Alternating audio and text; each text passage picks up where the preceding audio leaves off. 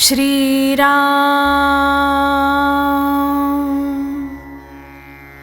अनुसंधानासाठी सतत नामस्मरण करावं.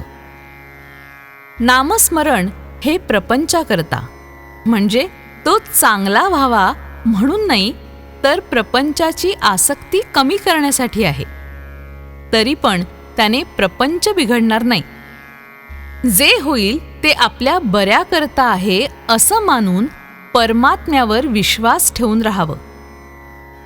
एक गृहस्थ मला भेटले तेव्हा म्हणाले, मी रिकाम्या वेळेत नामस्मरण करतो.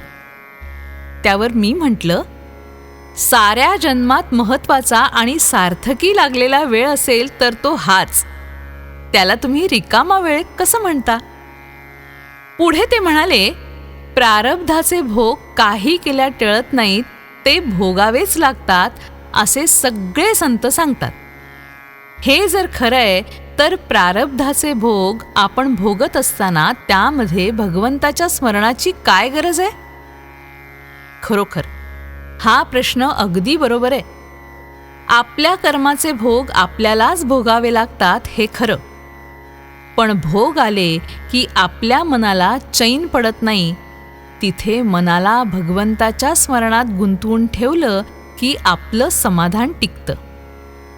आपल्या सध्याच्या अवस्थेमध्ये भगवंताच्या इच्छेने घडायचं ते घडतं असं मानणं किंवा भगवंत चांगलं करील असा विश्वास ठेवून वागणं हेच सोपं जाईल. हे दिसायला जरी साधं दिसलं तरी यात फार मोठं मर्म साठवलंय हे ध्यानात धरा. भगवंताच्या इच्छेने घडणार ते घडू द्यावं अशी निष्ठा उत्पन्न व्हायला त्याचं अनुसंधान सतत ठेवलं पाहिजे. आहे त्यात समाधान आणि भगवंताचे अनुसंधान एवढीच सद्गुरूची आज्ञा असते. दुसऱ्याने आपल्याला दुःख दिलं असता आपलं अनुसंधान चुकतंय ही त्याची नाही, आपली चूक आहे. विषय कसा सुटेल, मन कसं एकाग्र होईल हे नाही कळलं तरी चालेल.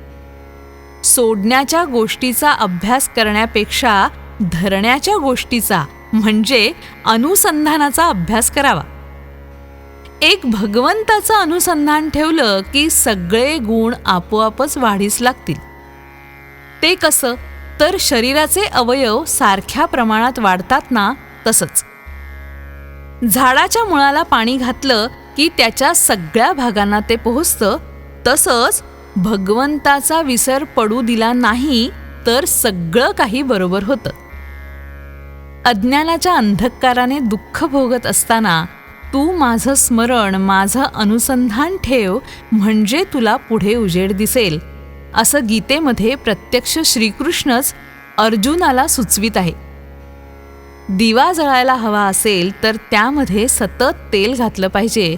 तसंच भगवंताचं अनुसंधान राखण्यासाठी त्याचं नामस्मरण आपण सतत केलं पाहिजे. ज्याचं अनुसंधान अखंड टिकलं त्याचं खाणं पिणं, उठणं बसणं, सगळ्या क्रिया भगवंताची सेवाच बनतात. श्रीराम.